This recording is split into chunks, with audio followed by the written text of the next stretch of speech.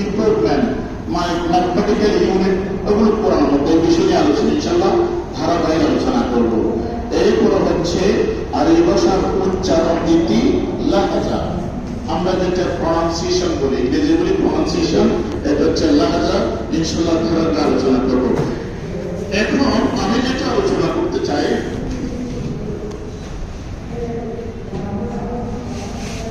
ঠিক আছে না, এটা প্রকৃতি নিয়ে আমার আলোচনা, প্রকৃতি নিয়ে আমরা সাজিয়েছি। আমি দেখলাম এখানে আরবি ভাষার উৎপত্তি যখন বলা হবে origin of Arabic language, origin of Arabic language উৎপত্তি, এটার মূল ভাষা ছিল সামিটিক ভাষা। সাম থেকে সামিটিক, সামকে সিরিয়া সাম ইবনে নূহ, সাম উনিকে ইবনে নূহ, হযরত নূহ আলাইহিস সালামের সন্তান সাম, সাম ইয়াফিস। আচ্ছা, এটা মূল সেমিটিক ভাষা, যে প্রোটো-সেমিটিক ভাষা। এটা আরবি ভাষা লিখির কাল অনুক্রমিক বিন্যাস আমরা প্রথমত পাবো, যদি দিব আমি পূর্বে দিব বেবিলনীয় সভ্যতা।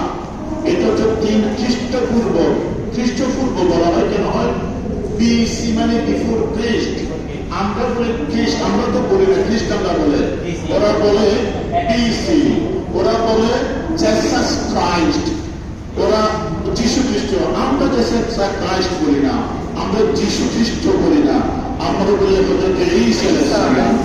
ওরা মুসলমানদের নামগুলো এমন ভাবে চেঞ্জ করছে, আমাদের তখন মডার্ন মুসলিম স্টুডেন্ট যারা they cannot understand either they are Muslim or they are non-Muslim, তারা আসলে কি মুসলমান না অমুসলিম এর বৈজ্ঞানিক সম্পর্কে আমাদের মুসলিমদের সাথে কোনো জ্ঞান নাই।